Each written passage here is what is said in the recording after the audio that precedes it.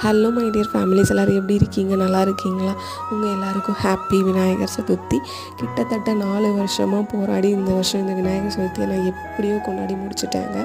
ஆமாங்க, 4 வருஷமாக நானும் பார்க்குறேன், ஏதோ ஒரு தடங்கள் வந்து விநாயகர் சதுர்த்தி கொண்டாடவே முடியாமல் போயிடுச்சு. இந்த வருஷம் நாங்கள் உங்களை விடுறதா இல்லை பிள்ளையாரப்பான்னு துரத்திட்டு போய் அவரை எப்படியோ மேக்கப்லாம் போட்டு எனக்கு தெரிஞ்ச மாதிரி டெக்கரேஷன்லாம் பண்ணி எனக்கு தெரிஞ்ச மாதிரி கொலக்கட்டை சுண்டல் எல்லாம் பண்ணி இந்த தடவை கும்பிட்டு முடிச்சாச்சு. அவரே அப்பாடா அப்படின்னு உட்காந்துருக்க மாதிரி இருக்குது. பட் எனக்கு ரொம்ப மனசுக்கு நிம்மதியாக இருந்துச்சு இந்த வருஷம். அப்புறம் வந்துட்டு கோட் படத்துக்கு போயிருந்தோம். போகிற வழியில் பெரிய பெரிய சிலை, விநாயகர் சிலைலாம் இருந்ததில்ல, அதில் நிறைய மைனூட்டாக ஆர்ட் பண்ணியிருந்தாங்க. ரொம்ப ரொம்ப அழகாக இருந்துச்சு. படத்தை பற்றி சொல்லலைன்னா எப்படிங்க, விஜய் சார் வேறு லெவலுங்க. இனிமேல் நடிக்க மாட்டேன்னு சொல்லியிருந்தாலும் ப்ளீஸ் நடிங்களேன்னு கெஞ்சுற அளவுக்கு நடிச்சிருக்காரு.